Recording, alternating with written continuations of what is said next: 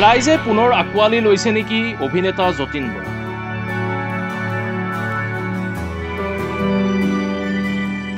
ৰাইজৰ হেৰুৱা মৰম যেন পুনৰ ঘূৰাই পাইছে অভিনেতাগৰাকী। এটা সময় আছিল, সেই সময়ত ৰাইজৰ মৰমৰ মাজত আছিল অভিনেতা যতীন বৰা।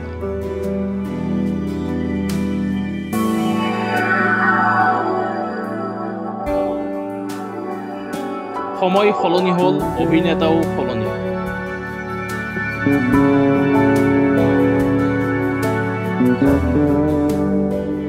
তাৰ মাজতেই প্ৰিয় অভিনেতাগৰাকীক জনতাৰ মাজৰ পৰা হেৰাই যোৱাৰো উপক্ৰম হৈছে।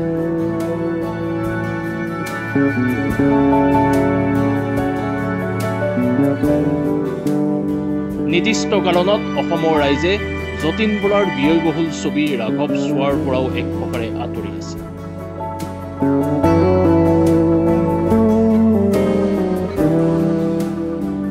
কাৰণ সেই সময়ছোৱাত প্ৰিয় অভিনেতাগৰাকীক বেয়া পাইছিল জনতাই।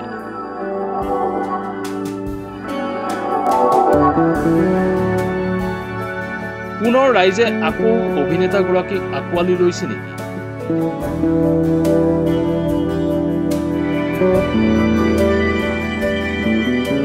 এতিয়া যতীন বৰা ব্যস্ত ভ্ৰাম্যমান থিয়েটাৰ।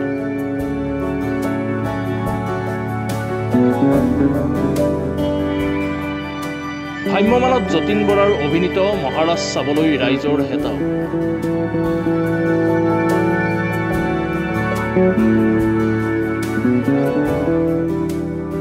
তাৰ মাজতেই যতীন বৰাই ক'লে, ভ্ৰাম্যমান চাৰ্কাছ কিছু কাৰিকৰী কৌশলহে থাকে।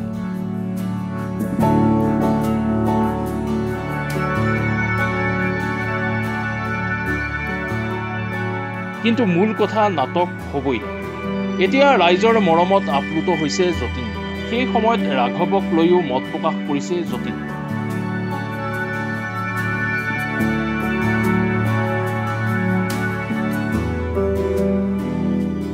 এতিয়া সকলো পাহৰি যেতিয়ালৈ শৰীৰত অভিনয় কৰাৰ সামৰ্থ্য থাকে তেতিয়ালৈকে ভ্ৰাম্যমানত ৰৈ যাব যতীন।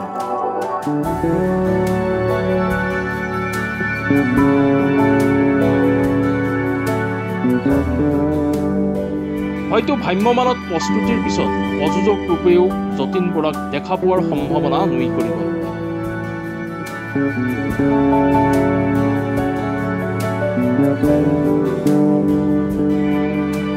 তাৰ মাজতেই চৰ্চাত থকা চুমি বৰাৰ বিতৰ্কৰ পৰা আঁতৰি সকলো সামাজিক মাধ্যমত নিজৰ মত স্পষ্ট কৰা বুলি কৈ তেওঁ মাথো নাটকৰ লগত জড়িত বিষয়হে প্ৰকাশ কৰে।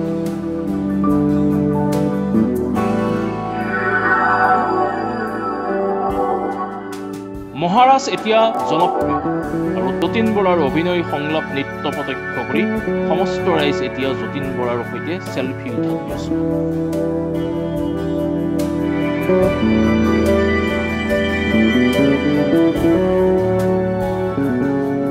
প্ৰতিখন পেণ্ডেলতে মহাৰাজৰ ৰাইজে আঁকোৱালি লোৱাৰো পৰিলক্ষিত হৈছে।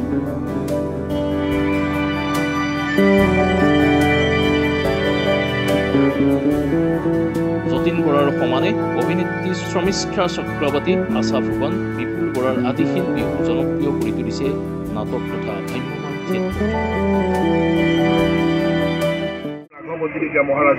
সমূহ অসমবাসী ৰাইজক মই ধন্যবাদ জনাইছোঁ, যিসকল জেগাত আমি থিয়েটাৰ কৰি আহিলোঁ। আমাৰ এইবাৰ ইতিহাস থিয়েটাৰৰ 3খন ভিন্ন ধৰণী ছাবজেক্ট লৈ পেলাই অভিজিত ভট্টাচাৰ্যৰ ৰচনা আৰু পৰিচালনাত আমি জুয়ে ফুৰা মানুহ, মহাৰাজ আৰু মহাবীৰ লাচিত। আৰু মহাবীৰ লাচিতৰ কেৰেক্টাৰটো এজন বীৰৰ চৰিত্ৰত অভিনয় কৰিব পাই মই অভিনেতা হিচাপে সঁচাই গৌৰৱ অনুভৱ কৰিছোঁ। বহুত দিনৰ এটা সপোন আছিল এনেকুৱা চৰিত্ৰ এটাত অভিনয় কৰিব পাৰিম নেকি, আৰু সেই সুযোগটো আহিল। আৰু সুযোগটো সম্পূৰ্ণ আমাৰ প্ৰযোজকেও দিছে, সুভাষ দাসেও দিছে, আৰু অভিজিত ভট্টাচাৰ্যই এনেকুৱা এটা চৰিত্ৰ মোক উপহাৰ দিছে। আৰু যিমান পাৰোঁ চেষ্টা কৰিছোঁ চৰিত্ৰটোক বাস্তৱত ৰূপায়ণ কৰিবৰ কাৰণে। আৰু ধন্যবাদ জনাইছোঁ যিসকল জেগাত আমাৰ মহাৰাজৰ যিটো ডাবল শ্বু ট্ৰিবল শ্বুকে আমি কৰিব লগা হৈছে, আৰু সকলোকে যিসকলে মহাৰাজ চাই পেলাই আমাক ধন্যবাদ জনাবলৈ আহিছে। অকল মহাৰাজ বুলি 3খন নাটকে, বিশেষকৈ মহাৰাজ যিটো আমাৰ বেনাৰ 3rd, 2nd ডে নাটক, আৰু সকলোকে ধন্যবাদ জনাইছোঁ আমাক এনেকুৱা ধৰণৰ মৰম আশীৰ্বাদ দিয়াৰ কাৰণে। বাইকৰ পৰা পৰিল সমালোচিত হ'ল ভ্ৰাম্যমান থিয়েটাৰ চাৰ্কাছ হ'ল, কিন্তু 94 চনৰ পৰা অভিনয় কৰিছে। গতিকে চাৰ্কাছ ভ্ৰাম্যমান থিয়েটাৰ যতীন বৰা সেইটো মই নাভাবোঁ কিয় এখন নাটকৰ টেকনিক বস্তুটো মোৰ অভিজ্ঞতাই কয়, এইটো ভুল যদি মই নাজানো, যিটো টেকনিকটো 1.5 ঘণ্টা নাটকখনত 1 মিনিট বা 1.5 মিনিট থাকে বা 1 মিনিট হয়, সেইটোৱে এখন নাটকক আকৰ্ষিত কৰিব নোৱাৰে দৰ্শকক। নাটকখন ভাল হ'ব লাগিব। আৰু যিটো এইবাৰ ইতিহাস থিয়েটাৰ যিকেইখন নাটক দিছে, নাটক হৈছে মোৰ এক্সপিৰিয়েঞ্চৰ পৰা এটা কথা কওঁ, 94ৰ পৰা মই অন্যান্য বহুত কেইজন অভিজ্ঞ মানুহ, মোৰ স্কুলিংটো যদি সোধা হয়, ভ্ৰাম্যমান থিয়েটাৰত মই যিকেইজন মহান ব্যক্তিক লগ পাইছোঁ, প্ৰশান্ত হাজৰিকাৰ পৰা আৰম্ভ কৰি আমাৰ ৰতন লহকৰ, কৃষ্ণ ৰয়, মহেন্দ্ৰ বৰঠাকুৰ, শ্ৰেয়াব্ৰত বৰুৱা, আৰু তাৰপিছত আহিছে হেমন্ত দত্ত। তেওঁলোকৰ লগত অভিনয় ক শিকি এইখিনি পৰ্যায় পাইছোঁ। তাৰ গুৰিতে হৈছে দৰ্শকসকলে মোৰ অভিনয়টো গ্ৰহণ নকৰা হ'লে আজি মই এনেকৈ ধৰণে ইণ্টাৰভিউ দিব নোৱাৰিলোহেঁতেন। আৰু মোৰ 6টা বছৰ বিৰতিৰ পিছত অসমৰ ৰাইজে এনেকৈ ধৰণে নাটককেইখন গ্ৰহণ কৰিছে, তাৰ কাৰণে সকলোকে ধন্যবাদ আৰু শুভেচ্ছা জনাইছোঁ। আৰু নিজক এটা আপোনালোকৰ আশীৰ্বাদ ক্ষীৰতলৈ আগবাঢ়ি গৈছোঁ। অনাগত দিনত ভ্ৰাম্যমান থিয়েটাৰ হওক, ছবিয়ে হওক, কাম কৰি যাম। এটাই কথা, যতীন বৰা অভিনেতা তেজত থকা বস্তু এটা, সেইটো মৃত্যু আগমুহূৰ্তলৈকে মোক খালি অভিনেতা যতীন বৰাক ভাল অভিনয় কৰিছে, চৰিত্ৰ অনুযায়ী, বয়স অনুযায়ী এনেকুৱা ধৰণৰ কাম মই কৰি যাম। ৰাঘৱ সন্দৰ্ভত, ব্যৱসায়িক দিশটো সন্দৰ্ভত কিবা ক'ব নেকি? ৰাঘৱ কথাটো কি হৈছে, ৰাঘৱ কি বহুতে বিভিন্ন ধৰণৰ কথা কৈছে, হয়তো মোৰ এক্সপেক্টেশ্যনটো বা মই বনোৱাটো ৰত্নাকৰৰ পিছৰ চিনেমা, ডেফিনেটলি তেওঁলোকৰ এক্সপেক্টেশ্যনটো বহুত আছিল। হয়তো সেই এক্সপেক্টেশ্যন আমি চুবগৈ নোৱাৰিলোঁ, সেইকাৰণে হয়তো কিছু ক্ষেত্ৰত এই ছবিখন যিটো পৰ্যায় পাব লাগিছে সেইখিনি নাপালে। আৰু যিসকলে ৰাঘৱ চাই পেলাই মোক উৎসাহ যোগাইছে, আৰু তেওঁলোককো মই ধন্যবাদ জনাইছোঁ। আজি দ্বিতীয়খন ছবি কৰিবৰ কাৰণে সাহস দিছে আপোনালোকে। অতি শীঘ্ৰে JB প্ৰডাকশ্যনত 3য় নম্বৰ ছবিখন আমি এনাউন্স কৰিম, আৰু পুনৰ আপোনালোকৰ পৰা আশীৰ্বাদ পাম। চাৰ্কাছ নাটক আৰু যতীন বৰাৰ দায়বদ্ধতা, পিতৃক মুখাগ্নি কৰি আহি নাটক কৰিছে। দায়বদ্ধতা কথাটো কি, আজি মই মোৰ জেগাত বেলেগ, মোৰ জীৱনত মই দেখি আছিলোঁ যে কাৰোবাৰ দেউতাক ঢুকাল, মাক ঢুকাল, তেওঁলোকে তেনেকৈ আহি সেই বগা ড্ৰেছযোৰ পিন্ধি পেলাই চেঞ্জ কৰি আকৌ ষ্টেজত উঠে। এনেকুৱাও হয় যে নাটক কৰি থাকোঁতে থিয়েটাৰ মালিকক কয় যে অমুক ঢুকাল, তেওঁক খবৰটো দিব লাগে। মালিকৰো এটা মই দেখিছোঁ, এইটো ৰতন লহকৰ এটা ডাঙৰ কথা কৈছে। তৌফিকদাৰ যেতিয়া দেউতাক ঢুকাইছিল, দেউতাক কোনোবা ঢুকাওঁতে তেওঁ মহাভাৰত নাটকখন কৰিছে। নাটক শেষ হ'ল, তৌফিকদাৰে গাড়ী ৰেডি কৰি ৰাখিছে, নাটক শেষ, লগে লগে ঘৰলৈ গৈছে, তেওঁলোকৰ ধৰ্মীয় যিখিনি কাম আছিল সেইখিনি কৰি পেলাই আকৌ মোৰ ক্ষেত্ৰতো সেয়াকৈ হৈছে। মই ইতিহাস থিয়েটাৰ থাকোঁতে মোৰ দেউতা ঢুকাল, নলবাৰীৰ পৰা আহি আছিলোঁ, নলবাৰীৰ ৰাসত। সেইদিনাই দেউতাক লৈ গৈ মুখাগ্নি কৰি সেইদিনাই গৈ মঙলদৈত নাটক কৰিছোঁ। আৰু এই সাহসটো আপোনালোকে দিছে, আপোনালোকৰ মৰম চেনেহৰ কাৰণে এইখিনি অভিনয় কৰিবৰ কাৰণে সাহস পাইছোঁ। আৰু এনেকৈ মোক বোলে নহয়, আমাৰ শিল্পী যিসকলে কলা কৌশলী সকলোকে এনেকৈ মৰম কৰক। আৰু ভ্ৰাম্যমান থিয়েটাৰ মই বহুত আশাবাদী, যথেষ্ট হিলদল। এইবাৰ ভাল লাগিছে, প্ৰত্যেকখন থিয়েটাৰতে মানুহ হৈছে, আৰু এটা মই ভাবোঁ খুব শুভ লক্ষণ। ভ্ৰাম্যমানত কেতিয়ালৈকে থাকিব? মই থাকিম যেতিয়ালৈকে পাৰোঁ। 6টা বছৰ বিৰতিৰ পিছত আহিছোঁ, এবছৰ নহয় আৰু কণ্টিনিউ। অহা বছৰ হয়তো মই কোনোবা ছবি কেইখনমান আছে, তাৰপিছত আকৌ কণ্টিনিউ কৰি চাওঁ কি আপোনালোকক সময়ে জনাই দিম। প্ৰযোজক ৰূপে সেইটো এতিয়া নকওঁ, ইমান সহজ বস্তু নহয় প্ৰযোজক হোৱাটো, আৰু চেষ্টা কৰিম কি ধৰণে পাৰোঁ আগবাঢ়ি যাবলৈ। সময়ে আপোনালোকক আমি জনাই থাকিম। ভ্ৰাম্যমানত শ্ৰেষ্ঠ চৰিত্ৰ কোনটোক আখ্যা দিব? মই এটা কথাই কওঁ, বহুতকেইখন নাটক কৰিছোঁ। অসীমত যাৰ হেৰাল সীমাৰ চন্দন চৰিত্ৰটো মোৰ কাৰণে প্ৰিয়। অবুজ ধৰা অচিন কৰা বৰ্ষা ৰাণী বিষয়ালৈকে মই ভাওনা হৈছোঁ, সেইটো প্ৰিয়। এইবছৰ মই ভাবোঁ যে যিকেইটা চৰিত্ৰ দিছে অভিজিত ভট্টাচাৰ্যৰ ইতিহাস থিয়েটাৰ, মহাৰাজ চৰিত্ৰটো মোৰ কাৰণে যথেষ্টই চেলেঞ্জিং এটা কেৰেক্টাৰ। এই বয়সত সেইখিনি কৰিবৰ কাৰণে সাহস দিছে দৰ্শকে। অভিজিত ভট্টাচাৰ্যই এটা চৰিত্ৰ জন্ম দিছে। এই কেৰেক্টাৰটো আগুৱাই লৈ যোৱাৰ ক্ষেত্ৰত সকলো শিল্পী কলাকৌশলে মোক যিটো সহায় কৰিছে, সকলোকে ধন্যবাদ জনাইছোঁ। সকলোৱে যি মহাৰাজ চোৱা নাই তেওঁলোকে আহক, মহাৰাজ চাওক আৰু ইতিহাস থিয়েটাৰক আগুৱাই লৈ যাওক। ফেচবুকত কিবা লিখিছে, আইনগত প্ৰক্ৰিয়া আঁতৰি আছে, আমাৰ উদাহৰণ মন নাই, তেনেকুৱা কিবা মন্তব্য দিব? আচলতে সেই ক্ষেত্ৰত মই আজি এটা মোৰ লাইভত মোৰ ফেচবুকত মই দিছোঁ, আৰু সেই বিষয়ে মই বেছি বহলাই ক'ব নোখোজোঁ। মই তাত লিখিছোঁ যে যি ক'বলৈ নাথাকে মই সেইখিনি কথাতে ক'লোঁ। এতিয়া মহাৰাজৰ আজি আছে, আপোনালোক আহিছে, মহাৰাজখন চাওক আৰু এই নাটকখনৰ বিষয়ে দৰ্শকক জনাওক। আৰু ভ্ৰাম্যমানত কি শনি লাগিছে নেকি, বা নটৰাজ ক্ষুণ্ণ হোৱা বুলি ভাবে নেকি এটাৰ পিছত আনটো ঘটনা? আচলতে নহয়, এইটো এটা মই ভাবোঁ এইটো আমাৰ 3 নম্বৰ 4 নম্বৰ পেণ্ডেল, আৰু তেনেকৈ বাকী বেলেগ থিয়েটাৰৰ কাৰণেও সেই একেটাই। এইটো এটা এতিয়াও আমি মানে কনফিডেঞ্চটো অহা নাই প্ৰত্যেকৰে, ধৰক বাইকে হওক বা হেৰি হওক, দুৰ্ঘটনা হয়, এইটো আৰু সৰু কথা। আৰু মই ভাবোঁ এনেকুৱা ধৰণৰ দুৰ্ঘটনা আগতেও বহুত হৈছিল, এইবাৰ হয়তো বহুতকেইটা ইনচিডেণ্ট হৈছে। আৰু মই ভগৱানৰ নটৰাজত প্ৰাৰ্থনা কৰিম যাতে অনাগত দিনত এনেকুৱা নহয়। আৰু নটৰাজে আমাক সকলোকে আশীৰ্বাদ দিয়ক যাতে আমি আৰু এই ধৰণৰ প্ৰচেষ্টাবিলাক আৰু আগুৱাই লৈ যাব পাৰোঁ। আৰু এটা মই যতীন বৰা হিচাপে এটা কথা ক'ম, ভ্ৰাম্যমান কেতিয়াও চাৰ্কাছ হ'ব নোৱাৰে। চাৰ্কাছৰ জেগাত ভ্ৰাম্যমান যিটো আমি গৌৰৱ কৰোঁ ভ্ৰাম্যমান থিয়েটাৰৰ যিটো ৱৰ্ল্ডত নথকা এটা বস্তু য'ত আমি থলুৱা অসমীয়া মানুহৰ এটা অনুষ্ঠান, এই অনুষ্ঠানটো আমি আগুৱাই লৈ যোৱাৰ ক্ষেত্ৰত অকল যতীন বৰা বা শিল্পী কলাকুশলীৰ দায়িত্ব নহয়, সেই দায়িত্বটো অসমৰ ৰাইজৰো আছে, তেনেকৈ আগুৱাই লৈ যাব আৰু মই যথেষ্ট আশাবাদী। মোৰ ভ্ৰাম্যমান থিয়েটাৰত বৰ্তমান 32 বছৰ হৈ আছে, চলি আছে 32 বছৰ। আৰু এইবাৰ দ্বিতীয়বাৰৰ বাবে যতীন দাক আমি লগ পাইছোঁ। মই আগতে এবাৰ ৰাষ্ট্ৰীয় লগত পাইছিলোঁ, খুবেই ভাল লাগে যতীন দাৰ লগত অভিনয় কৰি, আগতেও পাইছোঁ তেখেতক। এই দ্বিতীয় বছৰৰ বাবে আৰু বেছি ভাল লাগিছে। মহাৰাজ হৈছে এইবাৰ, তেওঁ মহাৰাজ হৈ এইবাৰ ভ্ৰাম্যমান থিয়েটাৰৰ ইতিহাসততো ইতিহাসেই হৈছে এইবাৰ। খুবেই ভাল হৈছে নাটকখন মহাৰাজ। অভিজিত দেৱৰ সুন্দৰ নাটক লিখিছে, ভাল লাগিছে, যথেষ্ট ভাল লাগিছে। 32 বছৰীয়া অভিজ্ঞতা নাটকেই কৰি আহিছোঁ, নাটকৰ লগত চাৰ্কাছ সমাহাৰ ঘটা বুলি যি সমালোচনা চলিছে, অনুভৱ কি ব্যক্ত কৰিব, সমালোচকক কি উত্তৰ দিব? সেইটো আচলতে মই ক'বলৈ গ'লে অলপ অতিৰঞ্জিত হৈছে শব্দটো, বিশেষকৈ চাৰ্কাছ। কাৰণ কিয় মই জানো আমাৰ যিজন আমাৰ জনক ভ্ৰাম্যমান থিয়েটাৰৰ অচ্যুত লহকৰ প্ৰভু, তেখেতেই এটা সময়ত অলচুমটি নাম দি মঞ্চখন ঘূৰাই দিছিলে।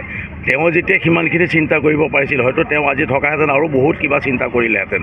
গতিকে আমি 3খন নাটকেই কৰিছোঁ। 3খন নাটকৰ আমি প্ৰথম নাটকখন আমাৰ চাওক, জুয়ে পৰা মানে অত্যন্ত সুন্দৰ নাটকখন। তাততো আমি একো চাৰ্কাছ দেখাব যোৱা নাই, একো টেকনিকেলি কাৰোবাৰো নাই। কিন্তু দৰ্শক সলনি হৈছে, য়ং চামক মনোৰঞ্জন দিবৰ কাৰণে অলপ কিছু কাৰিকৰী কৌশল কৰিবলগীয়া হয়। আৰু তাকে যদি চাৰ্কাছ নাম দিয়ে সেইটো কিন্তু মই মানি ল'ব নোৱাৰোঁ। চাৰ্কাছ নহয়, টেকনিক থাকিবই নাটকত দৰ্শকৰ মনোৰঞ্জনৰ বাবে। আৰু এইটো অতিৰঞ্জিত শব্দ প্ৰয়োগ কৰিব নালাগে। আহকচোন চাওক, যিসকলে চাৰ্কাছ বুলি কৈছে, আমি চাৰ্কাছ দেখাইছোঁ নে নাটক দেখাইছোঁ চাওক, তেতিয়া ভাল হ'ব, বুজি পোৱা যাব। হয়, সকলোকে ধন্যবাদ আপোনালোক অহাৰ বাবে। আৰু এই বছৰ ইতিহাস থিয়েটাৰৰ লগত জড়িত, বিৰাট ভাল লাগিছে। আমাৰ 3খন বিৰাট ধুনীয়া নাটক। অভিজিত ভট্টাচাৰ্যদেৱৰ আমাৰ আজিৰ নাট আছে মহাৰাজ, কালি হৈ গৈছে জুয়ে পৰা মানুহ, আৰু এখন আছে মহাবীৰ লাচিত। গতিকে 3খন নাটকেই বিৰাট বেলেগ ফ্লেভাৰৰ, বেলেগ টেষ্ট পাইছে মানুহে। আৰু আমি য'ত আমি এতিয়ালৈকে পাৰফৰ্ম কৰি আহিছোঁ, সকলোৰে বিৰাট ভাল ফিডবেক পাইছোঁ, বিৰাট ভাল সঁহাৰি পাইছোঁ। বহুতে হয়তো ফেচবুকত অলৰেডি পাইছেই। আমাৰ প্ৰায় প্ৰত্যেকটা পেণ্ডেলতে 2টা শ্ব' কৰিবলগীয়া হৈছে। গতিকে মানুহে ইমান সঁহাৰি দিছে, বহুত ভাল লাগিছে। আৰু তাতকৈও ইম্পৰ্টেণ্ট কথা, বিৰাট এটা বেলেগ কেৰেক্টাৰ কৰিবলৈ এবাৰ অলপমান চান্স দিছে অভিজিতে। এটা ডাঙৰ ৰিস্ক একচুৱেলি, কিন্তু কিমানখিনি কৰিব পাৰিছোঁ নাজানো, কিন্তু মানুহে ভাল পাইছোঁ বুলি কৈছে, গতিকে ভাল লাগিছে। ভ্ৰাম্যমান থিয়েটাৰ চাৰ্কাছ সমালোচনা হৈছে, বিভিন্ন ক্ষেত্ৰত ৰাইজে সমালোচনা কৰিছে ছ'চিয়েল মিডিয়াত। দৰ্শক ৰাইজক কি কয়, আশা কৰাৰ অনুভৱ? একচুৱেলি কি হয়, মই আগতেও এবাৰ এটা বাইট দিছিলোঁ, তেতিয়াও কৈছিলোঁ, আৰু এবাৰ লাইভ আহিছিলোঁ মই ফেচবুকত, তেতিয়াও মই এবাৰ কৈছিলোঁ যে কিছুমান টেকনিকেলি আমাৰ ডেভেলপমেণ্ট কৰিবলগীয়া হৈছে ভ্ৰাম্যমান জগতত। সেইটো একচুৱেলি মই কি কওঁ, উইথ জেনেৰেশ্যন যেনেকৈ বস্তুবিলাক আপগ্ৰেড হৈ আহি আছে, তেনেকৈ ডেফিনেটলি ভ্ৰাম্যমান থিয়েটাৰো আপগ্ৰেড হ'বলৈ বাধ্য হৈছে। তাৰমানে কি হয়, আজিকালি চব বস্তুৱে, চব মানুহে চব বস্তুতে অলপমান মছলা বিচাৰে, চব বস্তুতে অকণমান ইউনিকনেছ বিচাৰে, অকণমান বেলেগ টেকনিক বিচাৰে। গতিকে যিহেতু মানুহে মানে ইমান দিনৰ কষ্টৰ পিছত, দিনটোৰ কষ্ট কৰি অহাৰ পিছত এণ্টাৰটেইনমেণ্টৰ কাৰণে নাটক এখন চাবলৈ আহে, তো তাত আহি সুখ দুখ, ফাইট, টেকনিক সকলো বস্তু বিচাৰে। গতিকে আমিও সেইমতে দেখুৱাব পাৰিব লাগিব, তেতিয়াহে তাৰমানে মানুহে ভাল পায়। গতিকে মানুহৰ অডিয়েঞ্চ ডিমাণ্ড আমি কিছুমান কাৰবাৰ কৰিবলগীয়া হয়। আৰু মই নাভাবোঁ চাৰ্কাছ বুলি, কিছুমান বস্তু টেকনিকেলি কৰা যায়, সেইবিলাক চাৰ্কাছত কেতিয়াও নপৰে বুলি ভাবোঁ। হয় বাৰু, কিছুমান বস্তু ৰিস্কি হৈ পৰিছে, কিন্তু তাতে আমি যদি টেকনিকেলি আমি ভালকৈ কৰোঁ, ক্লিয়াৰ কাটকৈ বস্তুবিলাক কৰোঁ, নিশ্চয় এনেকুৱা অঘটন কিছুমান নঘটিব চাগে। আৰু সেইবিলাক এক্সিডেণ্ট কিছুমান ঘটি যায়, সেইটো এক্সিডেণ্ট যেনেকৈ আমাৰ ৰাস্তাত খোজকাঢ়ি থাকোঁতেও কেতিয়াবা উজুতি খোৱা যায়, তেনেধৰণে এক্সিডেণ্ট চব বস্তুতে হয়। গতিকে ৰিস্ক ল'ব লাগে, চব বস্তুতে ৰিস্ক আছে, গতিকে ৰিস্কটো ল'ব লাগে, মানুহে আঁকোৱালি ল'ব লাগে। সেয়াই। পোনপ্ৰথমে আপোনালোক সকলোলৈকে মোৰ ফালৰ পৰা, আমাৰ সমূহ ইতিহাস পৰিয়ালৰ ফালৰ পৰা আন্তৰিক শুভেচ্ছা থাকিল। হয়, আমি বহুত বেছি আশাবাদী এইবাৰ। আমাৰ তিনিওখন নাট যথেষ্টখিনি মৰম পালে, আশীৰ্বাদ পালে।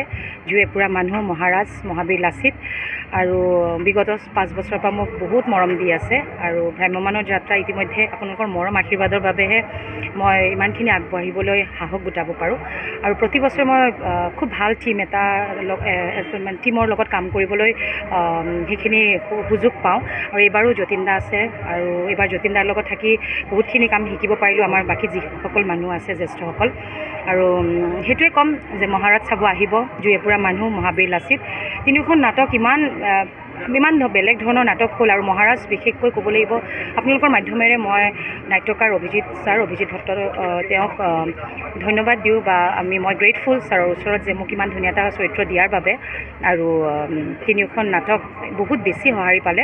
আৰু আপোনালোকক সেইটোৱে ক'ম যে আহক, নাটক উপভোগ কৰক। আমাৰ তিনিওখন নাট, জুয়েপুৰা মানুহ, মহাবীৰ লাচিত, মহাৰাজ।